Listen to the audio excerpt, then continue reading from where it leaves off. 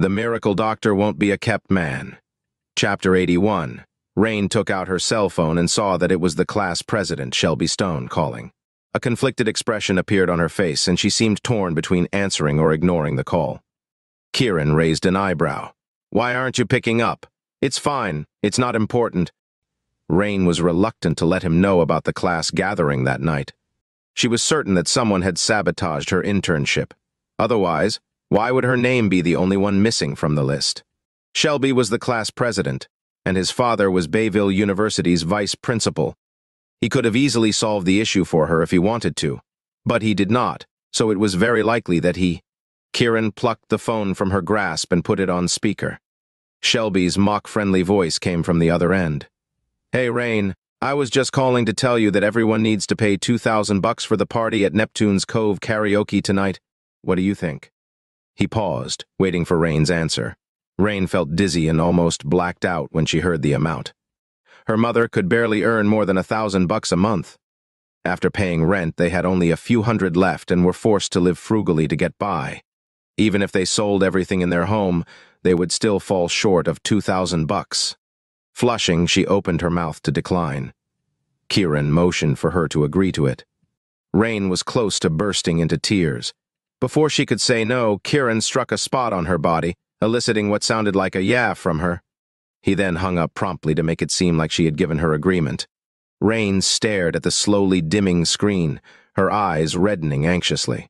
"Kiran, I don't have that much money." "Don't worry, I'm here." Kiran handed Snow's credit card to Rain. "The password is 6/8. You can use the money in it as you please." Rain shook her head and tried to push the card back to him. "If you don't spend $100,000 this month, I'll kick you out." Instead of taking back the card, he said in a commanding manner. "$100,000? Rain widened her eyes in disbelief. Kiran nodded. "Next month, it'll be $200,000. "Huh?" Rain's body stiffened with shock. "And $300,000 the month after that," Kiran said calmly. Rain shuddered and almost slipped off her chair. She hurriedly covered Kiran's mouth. "Kiran, we can't be so wasteful. We don't have that much money. In the future, they would require a lot of money to get married, buy a house, and raise their children." Kiran took Rain's hand and said gently, "You can spend $1 billion, $10 billion, or any amount you want, because you're the York family's princess." The York family's princess? Did Kiran actually see her as family? Her eyes shimmered with tears under her long lashes, and she was so moved that she almost started sobbing. She was so happy. Not because of money, but because of Kiran's love. No woman would refuse to be treated like a princess. All this time, she had forced herself to be strong. Now, she could finally be free and relaxed in front of Kiran. Meanwhile, after hanging up, Shelby glanced at the other students beside him and waved his phone smugly. "Rain has agreed to it. Now, we just need to wait and see if she can produce the money in the evening." "She's a poor pig who can only afford to wear second-hand clothes. What makes her think she can spend $2,000 all at once?" Next to him, a plastic-faced, sexy woman sneered. "You're absolutely right, Nyla. But everyone's got to have some savings, don't they? Let's wait and see." Shelby gave Nyla's waist a light pinch. "You're so evil, Shelby." Nyla let herself fall into his arms with a seductive look on her face. Shelby's face was full of pride as he looked at the other students. "Let's have a blast tonight to celebrate all of us landing an internship at Zenith Corporation." Ha ha. The others immediately understood that Shelby was mocking Rain for failing to find an internship. A malicious smirk spread across Nyla's face. They were all waiting for the night to come so they could humiliate Rain to their heart's content. Kiran stayed the afternoon in Snow's office. He actually had a lot on his plate, but some matters could not be dealt with during the day. 5 o'clock in the afternoon. Knock, knock. There was a knock on Snow's door. "Come in." Snow put down her pen and called out.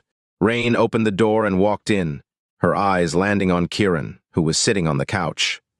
Kiran got to his feet at once with a smile. "Rain." Flushing, Rain said, "Kiran, Snow, I'll be getting off work now."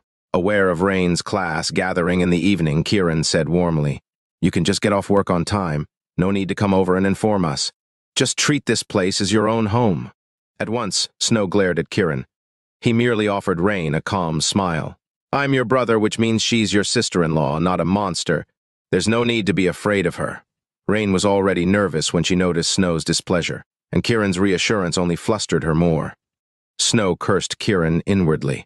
Did he just call her a monster? Kiran wanted to ease Rain's tension, so he waved a hand to dismiss her. Go enjoy yourself. Rain remembered the card she had received from Kiran. She was still reluctant to accept it, but before she could bring it up, Kiran stood and put his arms around her, ignoring Snow's presence. You're mine, and I'm yours. He then walked Rain out of the office. Snow bristled immediately. What did he mean by that? Was he saying that Rain was his woman? Damn it! Was this scumbag serious about having a sugar baby? She reached up and undid one of her shirt buttons, fuming. So, he was planning to keep his sugar baby on her territory, huh? Stupid jerk. Was this his way of pushing her to get a divorce? Well, he can keep dreaming. After seeing Rain off, Kiran sauntered back into the room, whistling and beaming as if he had won the lottery. Snow's fury was already at boiling point. Unable to control it any longer, she raised her hand and hurled her pen at Kiran's head. Kiran was delighted to see her in a rage. Instead of dodging, he deliberately guided the pen to his forehead, letting it hit him with a thwack. Ow! He howled in pain and fell onto the couch. Miss Snow murdered her husband. Snow had felt sorry for hitting him at first, but now, she rolled her eyes. I hope you die. Knowing she was jealous, Kiran cackled inside and pretended to be unconscious. Teach, Snow scoffed. Let's see how long you can keep up the act. She ignored Kiran and continued reviewing her documents. Kiran was still lying on the couch when she finished her work half an hour later. She walked over to wake him, only to find his face pale. Chapter 82. The image of a dead man appeared in Snow's mind. Could he be? She hurriedly placed her hand under Kiran's nose. Her heart almost stopped when she realized he was not breathing. Her fragrance wafted up Kiran's nostrils, refreshing and intoxicating him at the same time. Oblivious, Snow placed her hand over his heart and could not detect a heartbeat. Alarmed, she pulled his clothes away and placed her hand over his bare chest. Kiran was wailing inside for being groped in broad daylight. How could this woman tarnish his innocence just like that? Nevertheless, he remained unbreathing to scare her. Snow was panicking. Kiran had collapsed after saying, Ms. Snow murdered her husband. Was he dead? Cupping Kiran's face in her hands, she shook him while shouting tearfully, Hey, wake up! Kiran refused to wake up. He even made his body go limp like a noodle and allowed her to shake him all she wanted. Snow was so frightened that she completely forgotten that a corpse was supposed to be stiff and not soft. She whispered feebly, Hey, are you really dead? Kiran was still unresponsive. Snow's head throbbed and her eyes reddened. She shook Kiran with all her strength, crying, You can't die on me! Kiran cackled inwardly. You don't want me to die, do you have feelings for me? He decided to play a trick on Snow by producing a voice with his chest and letting it echo throughout the room. Snow Xander, you evil woman. You murdered your husband, Kiran York, with your own hands. Snow's mind went blank. That was not Kiran's voice. Was Kiran really dead? Was the Grim Reaper here to collect his soul? Her face ashen, she threw her arms around Kiran and sobbed. Hey, aren't you always bragging about how great you are? You can't die like this. I haven't given birth to your child. You can't die. In a fit of panic, she blurted out her grandpa's instructions for her to conceive Kiran's child and continue the York family's bloodline. Kiran's heart almost jumped out of his chest when he heard this. He had only intended to tease Snow. Never had he expected her to say she wanted to give birth to his child. His control of his heartbeat slipped for a second. Snow was overjoyed to feel his heartbeat. Thinking that Kiran was having trouble breathing, she lowered her head to give him mouth to mouth. Due to her nervousness, she wept while performing resuscitation on him. Kiran could taste the saltiness of her tears that dripped into his mouth. Unable to contain himself any longer, he finally burst out laughing. Snow was stunned to hear his laughter. Only a moment later did she realize she had been tricked. When she recalled how she had confessed her feelings, kissed him, and even offered to give birth to his child, she thought she would sink through the floor. She was absolutely livid. Pig, you lied to me. She raised her hand to slap him. Kiran flipped over and landed on the floor, feigning anger. So, You didn't actually want that divorce, and you were even thinking of having children with me? How dare this scumbag mock and scold her after pretending to be dead? I'll kill you. Utterly humiliated, Snow scrambled to her feet and lunged at Kiran. However, he was already gone, leaving behind the keys to his Ferrari on the couch. He had riled up Snow on purpose so he could go to Neptune's Cove karaoke with Rain. Of course, he wanted to meet Onyx Kirkland there too. If he wanted to avenge the York family, he needed to know his way around Bayville as soon as possible. A romantic relationship was not what he wanted right now. After failing to punch Kiran, Snow went home alone in a huff. She swore to herself that she would punish Kiran. If she kept rejecting a divorce, he would never be able to keep his sugar babies. When Kiran arrived at Neptune's Cove karaoke in a cab, he saw 30 to 40 young people, obviously students, standing at the door. Rain was not among them, so he guessed she must have taken the bus and still on her way. Chapter 83. He strode directly into the karaoke bar. When the bouncers at the entrance saw him, their heads buzzed and chills ran down their spines. They were still terror-stricken after the brawl that day. They watched Kiran enter the bar, too scared to say a word. One of Onyx's lackeys was heading in his direction. The second he recognized Kiran, his legs turned to jelly, and he almost fell to his knees. Kiran's fight in Neptune's Cove karaoke had scared everyone there witless. "Take me to Onyx," Kiran ordered coldly. The lackey immediately led him to the third floor with as much servility as he could convey. On the third floor, there were dozens of bodyguards disguised as customers scattered around, maintaining order. When they caught sight of Kiran, they backed away like mice that had run into a cat. Their duty was to prevent customers from causing trouble, but they did not dare make a single sound in front of Kiran. Kiran merely ignored them and followed the lackey to private room. "No." The lackey knocked on the door, and Onyx's stern voice called out for them to enter. The lackey opened the door, then stood aside to let Kiran in. Onyx was being treated by a doctor for his broken arm. When he saw Kiran, he shot to his feet, his eyes filled with awe. After Kiran had stirred an uproar at Royal Oasis Hotel and declared the York family's return, Onyx was determined to bend his knee in worship whenever he met him. The other lackeys in the room were unaware of the relationship between Onyx and Kiran. The memory of Kiran's strength turned their faces pale with fright, so they were torn between stepping forward to stop him and retreating for fear they would incur Onyx's anger. "Get lost if you don't want to die." Kiran's voice was deadly calm and menacing at the same time. As if he had granted them an amnesty, the lackeys cast Onyx sympathetic looks before fleeing the room. Onyx played along by pretending to be enraged. "Don't get too big for your britches. Glorious security's not to be trifled with either." "You're not scared of me, huh?" Kiran raised his voice sarcastically and lifted his right hand. Onyx pretended to collapse onto the couch in fear. Despite their sympathy for him, the lackeys dashed out the door without looking back. He roared, "How dare you guys betray me? Just wait, I'll make you pay." They only ran faster.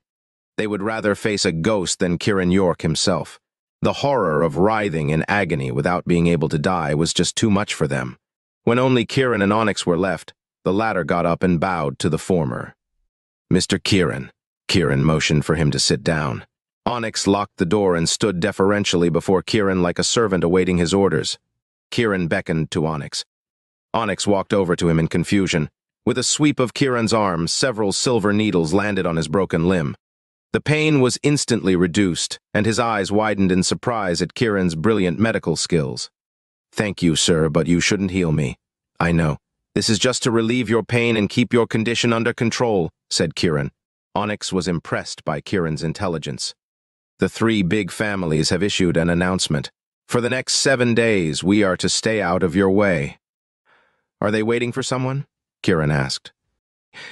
"I don't know the details, but those gray-clothed guardians of theirs were apparently highly respected.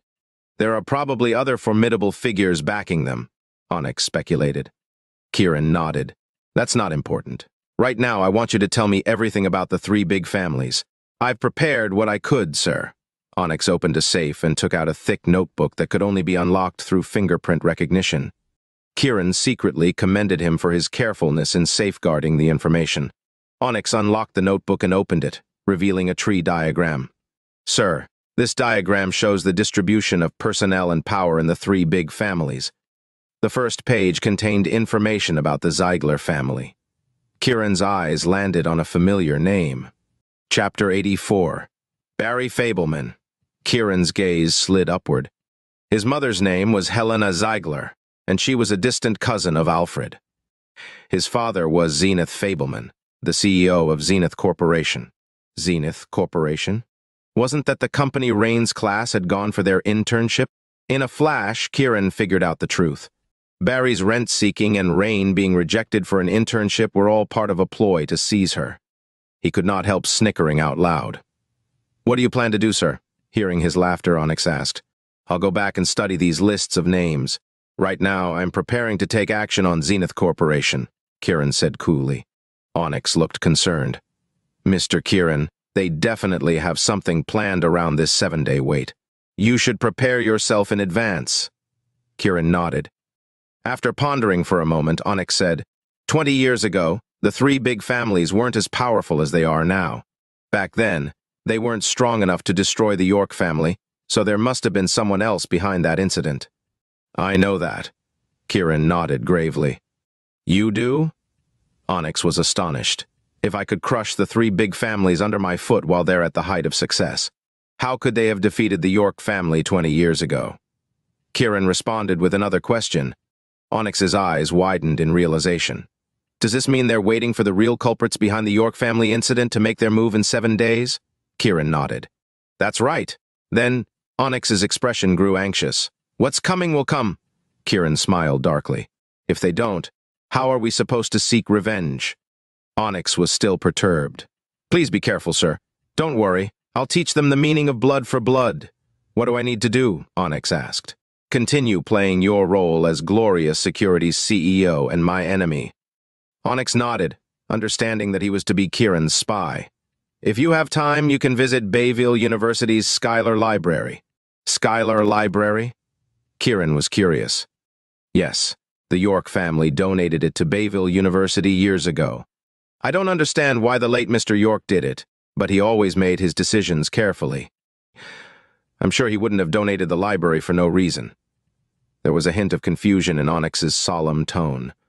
After a moment of silence, Kiran nodded at Onyx. "Got it. I'll need you to stick it out for a bit longer." Before Onyx could nod in return, Kiran slapped him twice in the face. "You want to be the three big families' lapdog so bad? Then you'll die like a dog sooner or later." Snarling, Kiran threw open the door and stormed out. Onyx was reeling from the force of his slaps. His ears were ringing, and blood trickled from his lips. However, he was thrilled that they had managed to pull off a convincing show. He shot a look at the frightened lackey standing outside, signaling to him to report the matter to the heads of the three big families. The lackey immediately left to carry out his order. Onyx had unhesitatingly injured himself to win the confidence of the enemy. No one would suspect he was a member of the York family. Kiran descended to the first floor and looked for Rain. Soon, he spotted her group right in the center of the bar. Instead of going over to say hello, he sat down in a nearby corner and watched over her from the shadows. This girl had waited 20 years for him. She was family to him before anything else. If one could stay loyal to the York family in desperate times, that made them a true member of the family. In his eyes, Rain was the York family's princess. Just then, he heard one of Rain's classmates speak. "Rain, everyone has to pay $2,000 for this class party tonight." It was none other than Shelby Stone. Rain had not paid the money after their call had ended. Now that she was here in person, it was time she paid up. Shelby had no intention of being diplomatic at all. Rain took out Kiran's card. "Can I pay by card?" "Ha ha." The other students burst out laughing. An insincere smile spread across Nyla's plastic face. "You're so outdated, Rain. No one pays by card anymore." Chapter 85. Rain flushed. Without the card, she would be penniless. "You can just send money with PayPal, you know," Shelby suggested sarcastically. "Wait a second. Is that a credit card?" Nyla's sharp eyes noticed it. "It really is," other classmates chimed in, casting scornful looks in Rain's direction. In other words, she was using a credit card because she did not have enough cash. Rain was at a loss for an explanation. However, she was certain Kiran had a good reason for giving her this card. After all, Snow was Xander Corporation's CEO. Money was definitely the least of her problems. Nyla's eyes darted schemingly to Shelby and the rest. Neptune's Cove is one of Bayville's upscale karaoke bars. I don't think spending $2,000 for each person is enough, is it? Shelby instantly understood that she wanted to force Rain into spending more and eventually failing to pay off her credit card debt. Grinning, he said, "In that case, let's raise it to $5,000 for each person." The other students looked a little uneasy. $5,000 was a small sum for them either. However, Shelby and Nyla were clearly bent on tricking Rain, so they gritted their teeth and nodded in agreement. They had no other choice. They could not afford to offend Shelby, who was class president and the son of Bayville University's vice principal. All it had taken was an order from him to bar Rain from landing an internship and graduating. Everyone knew why. Shelby had once pursued Rain and ended up being rejected. Nyla, who had competed with Rain for the title of the prettiest girl in class, had thrown herself at Shelby. Now they were constantly joined at the hip and had both been recommended for postgraduate degrees. On the other hand, Rain had been dealt the short end of the stick. She had lost her opportunity for an internship, and she would possibly have to kiss her diploma goodbye. Everyone nodded in agreement. Some made their transfers with PayPal, while some borrowed money from others. In the end, each person managed to cough up $5,000. Rain beckoned a waiter over and made her payment by card. Shelby and Nyla exchanged smug glances. This was just the beginning of their game with Rain. There was still plenty to come. The reason they had chosen this venue was to force Rain into performing striptease on stage once she went broke. They had already laid out their wicked plan in advance. Soon, the drinks were served, and everyone started filling up their glasses. Rain asked for juice instead. "Rain, we're here to celebrate the start of our internships today. How could you not have alcohol?" Shelby spoke again. "Shelby, I think you're mistaken," Nyla chided him in a mock whiny voice. Shelby arched a brow, feigning ignorance. "How so? We started our internships today, but Rain didn't." Nyla giggled, glancing at her classmates. "Isn't that right? The others were already seething after being forced to spend $5,000 just to dupe Rain, so they started ganging up on her by rubbing salt into her wound. You won't get to graduate without any internship experience. You're not going to get your diploma. Yeah, even a genius would be helpless without a diploma." "Rain, why don't you ask Shelby to ask for his dad's help?" Rain merely shook her head. She chose not to tell them that she was interning at Xander Corporation. Nyla pursed her lips in annoyance. She might just be able to graduate. With those pretty looks, all she needs to do is close her eyes and spread her legs. Ha ha. All the classmates dissolved into sardonic laughter. Rain turned white and trembled all over. "Rain, are you upset because you couldn't get that internship?" Shelby straightened up, miffed that Rain still refused to beg him for help. "Actually, you can try asking Barry Fableman, the CEO's son, for help. He can solve your problem right away. Just need to close your eyes, am I right?" Nyla smirked at Rain. Raucous laughter erupted all around once more. By now, everyone had figured out that Rain was being hounded because she had caught the eye of someone powerful. Chapter 86. Rain was not weak. Otherwise, she would not have been so determined to commit suicide by jumping off a building just to clear her name. She just wanted to keep a low profile, which came across as weak to some people. She could not bear the humiliation anymore, so she tilted her head up and said, "I found a company to intern at." "You did? Where?" Nyla sounded displeased, and her face was full of suspicion. "Xander Corporation," Rain replied steadfastly. "Xander Corporation," the others exclaimed. In addition to the top-tier companies of Bayville's three most influential families, Xander Corporation was regarded as the best among the second-tier companies. It was a major player. "Oh, I remember now. Xander Corporation is hiring janitors. I think I saw them advertise it on the streets." Nyla put her palm to her forehead. "It's a great internship. Real classy." Shelby knew that Nyla was slandering her on purpose, and he did the same. Once again, evoking laughter from everyone. Rain regretted coming now that she realized these people were intentionally mocking her. She decided there was no point explaining herself because she was going her own way after this. Like the headstrong girl she was, she did not bother mentioning that she was a secretary. Kiran could hear everything clearly from where he was sitting, and Rain's silence broke his heart. This was the result of trying to survive with Margaret for 20 years. However, he did not blame them. It must not have been easy for the mother and daughter to come this far. Instead, grievances and resentment filled him as he subconsciously tightened his grip around the wine glass. "So, your sister is getting bullied. How do you feel about that?" Just then, a gorgeous figure appeared in front of Kiran.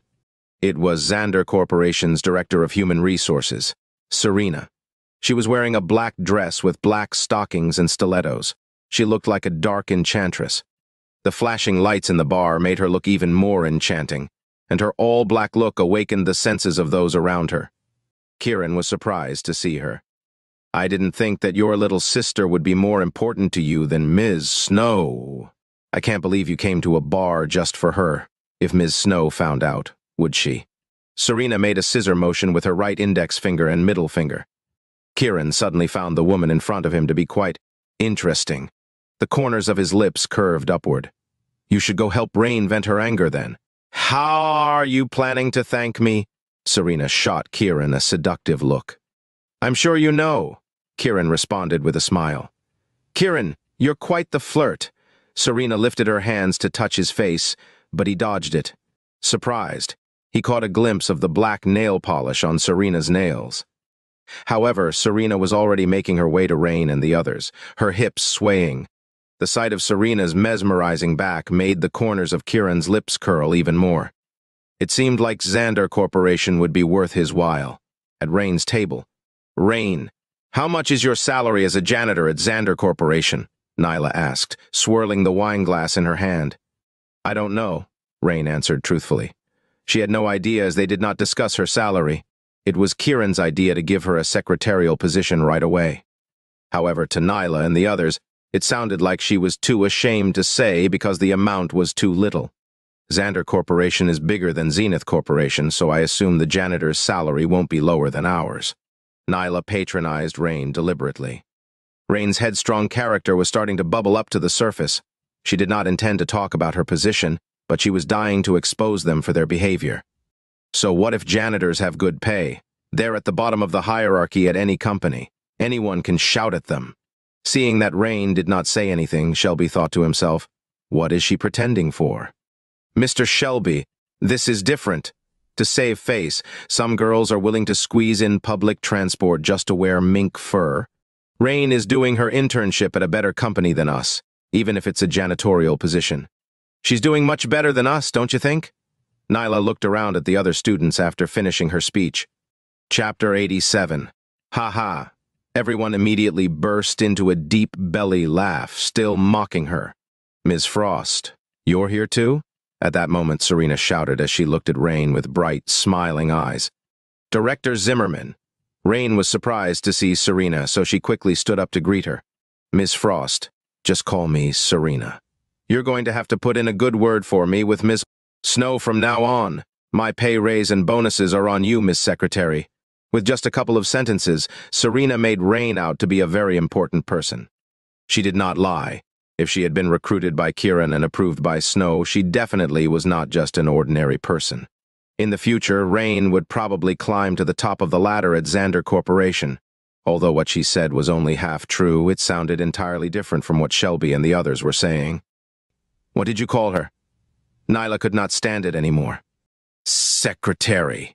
After saying that, Serena slapped her forehead and looked at Rain. "My apologies, Ms. Frost. I forgot to introduce myself to your friends." Serena looked at Shelby and the others as she introduced herself with a smile. "I'm Serena, the Director of Human Resources at Xander Corporation." Rain was recruited as Snow Xander's secretary to the chairwoman of Xander Corporation. Director of Human Resources? The chairwoman's secretary? As if they had just eaten a pile of shit, Shelby and the others were sickened by the news. Especially at the thought of their ridicule earlier calling her a janitor and mocking her for not being able to graduate. It was their ignorance that made them showcase their stupidity.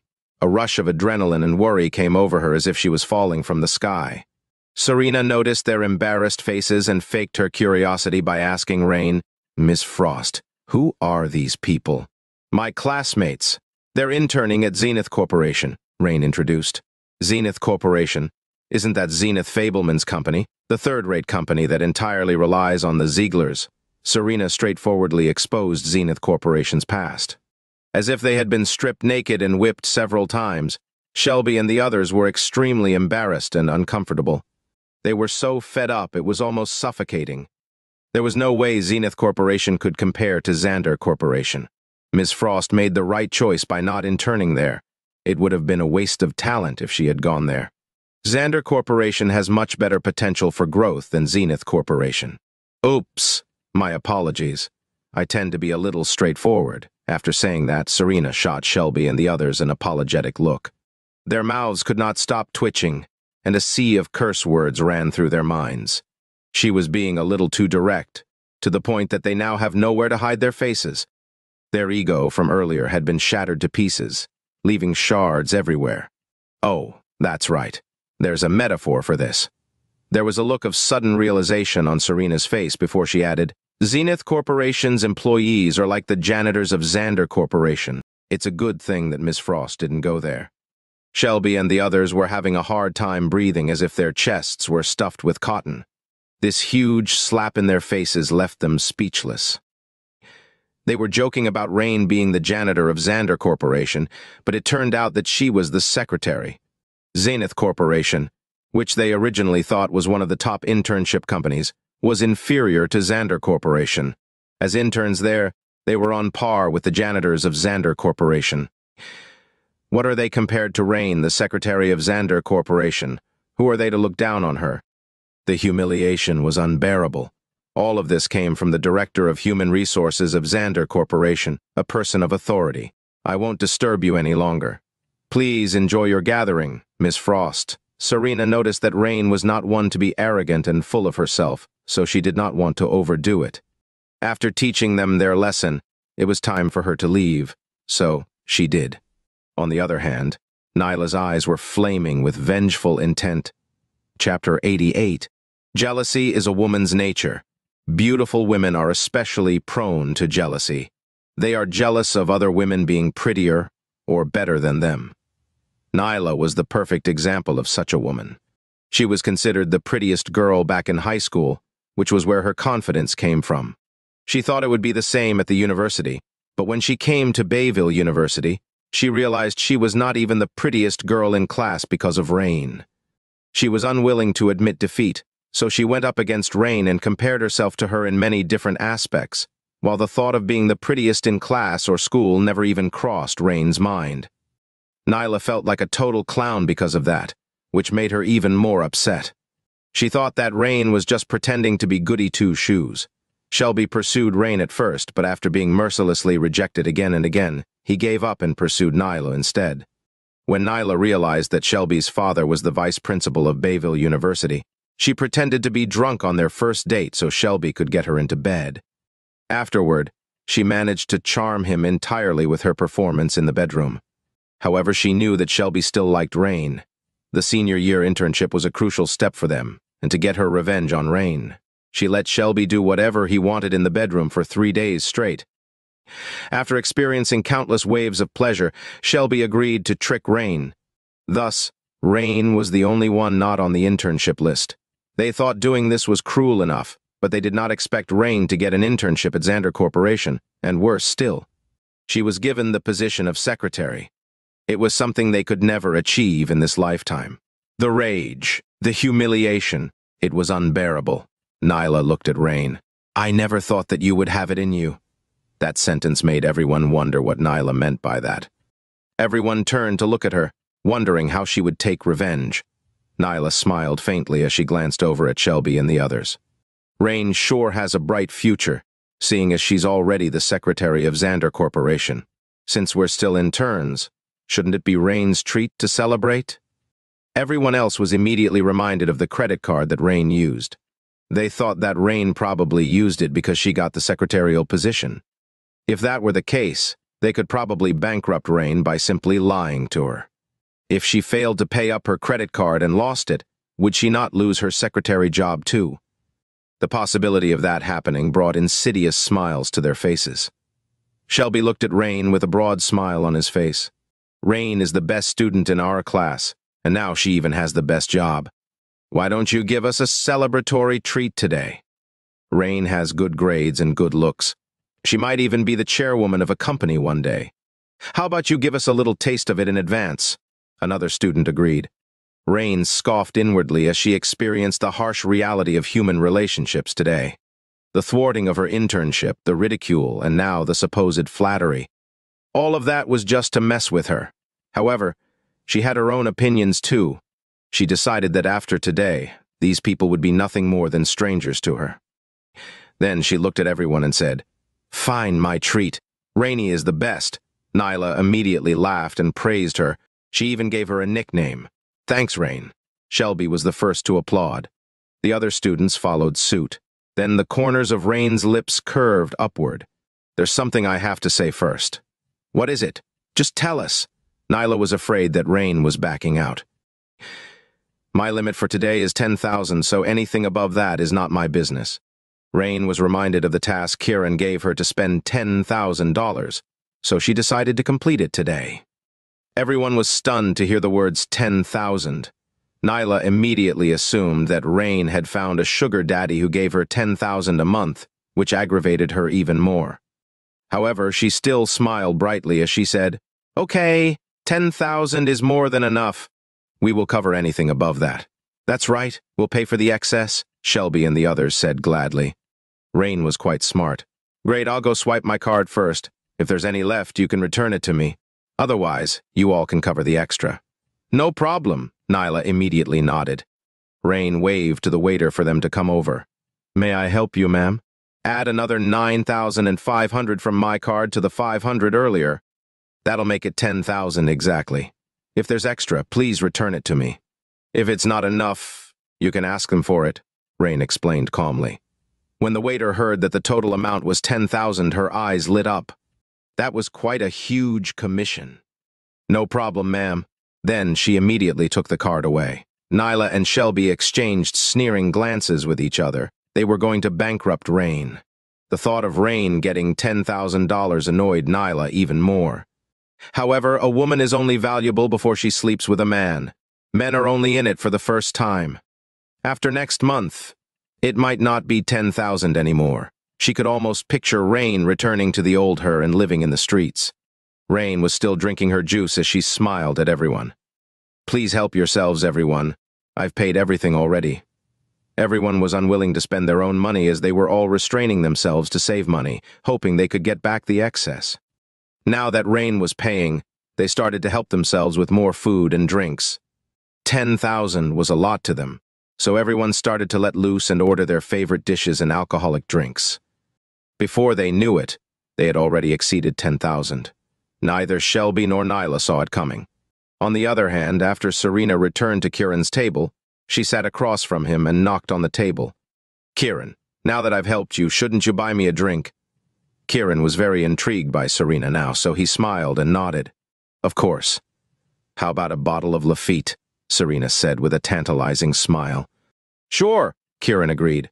"How generous of you," said Serena. She snapped her fingers at the waiter. "Waiter, bring me a bottle of Lafitte, please."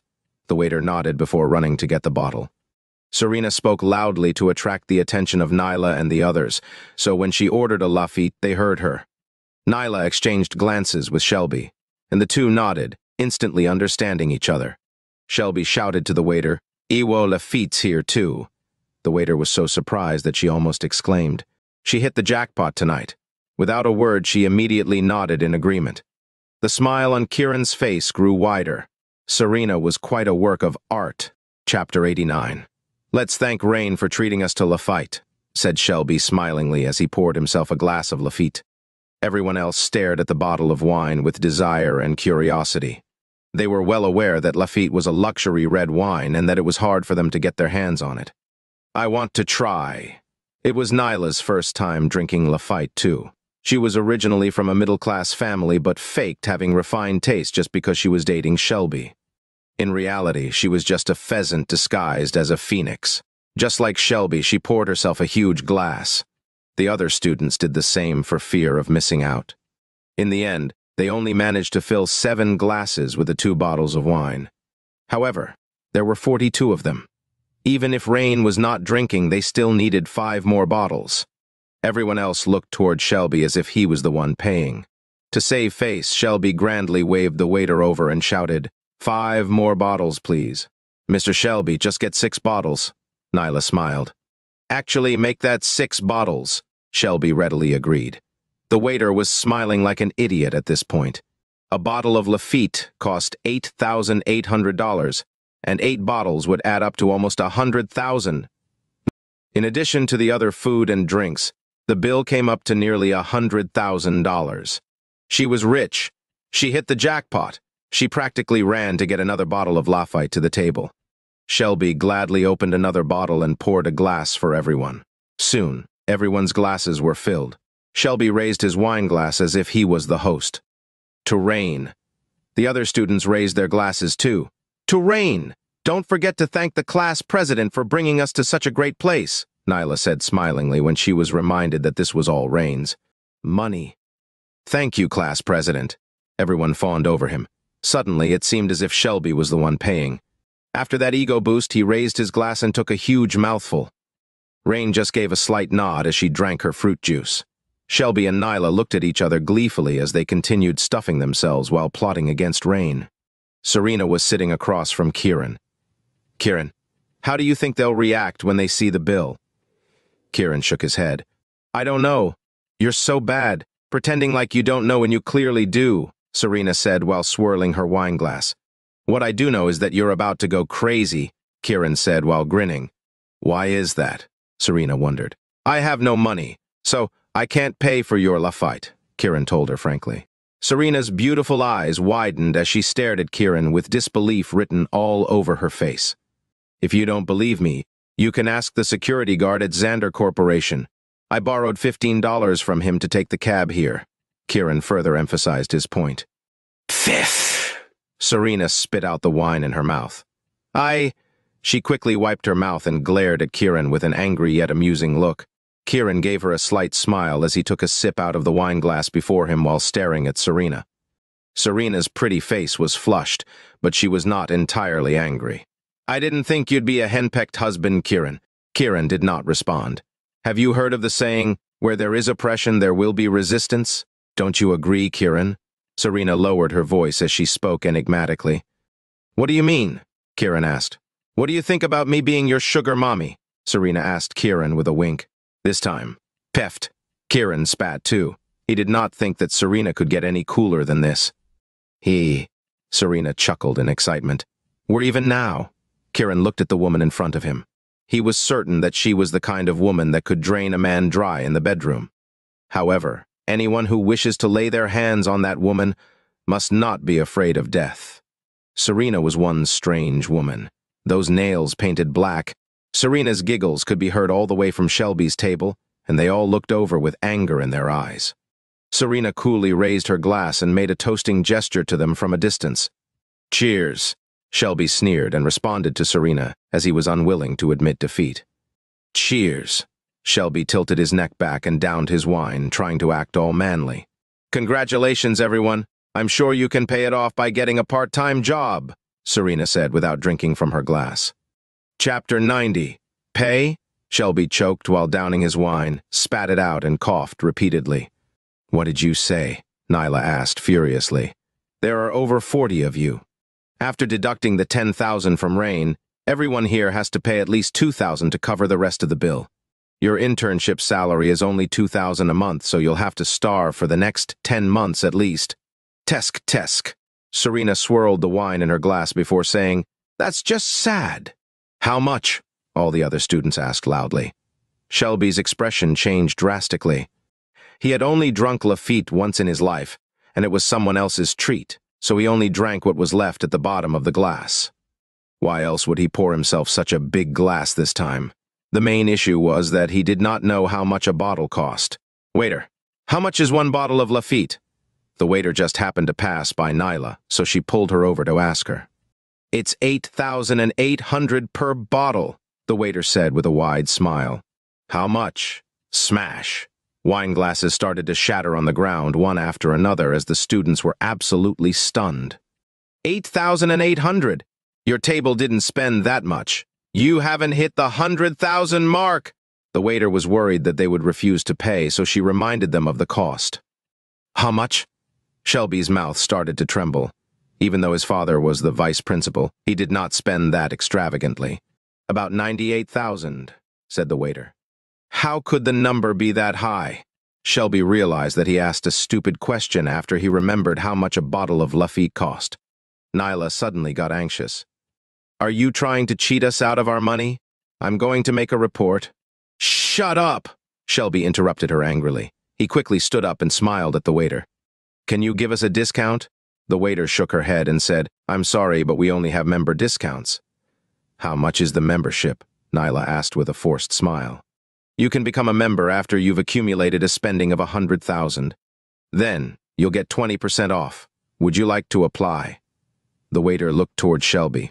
First, Shelby shook his head in frustration as if he would rather sell his kidney. 100,000? Was she insane? If only he had $100,000? Are you all drunk on Lafitte? How rude of you to not wait for me. Just then, a woman's nagging voice was heard, and an attractive woman came over. Kiran frowned upon hearing the voice. He did not have to turn around to know that it was Evelyn. Evelyn and Rain were classmates. She was the one named Snowfly in the group chat, and she was also the one who asked Rain to come. She was on a date earlier, so she came late. Thank goodness you're here. Please help us, Shelby said quickly when he saw Evelyn as if he had seen his savior. What happened? Although Evelyn was confused, she tried to remain calm. After all, she was the daughter of one of the top 3 most influential families. Well, we ordered Lafitte earlier, and now the bill has come up to 98,000, said Nyla with a pale complexion. How much? Evelyn was shocked when she heard the number. Are you all insane? Don't you know your place? How could you spend so much? Although Evelyn was the daughter of the Quinn family, she was not a squanderer, so there was no way she would pay. Not to mention, she had nothing to do with this. Nyla heard Evelyn's tone and immediately passed the blame. It's all Rain's fault. What did Rain do? Evelyn glared at Rain so hard that her eyes were about to burst into flames. Rain was so at ease right now she was giggling inwardly. These people deserved it. She put on an innocent face and said, I didn't do anything. We spent so much because of Rain. Shelby came to his senses and put the blame on Rain. Nyla even elaborated on what had happened earlier. After hearing what she had to say, Evelyn was furious too. She did not think that the girl who killed her brother Mitchell would be working at Xander Corporation. She should go to hell. Then she smirked and looked at the other students. I guess it should be Rain's treat then.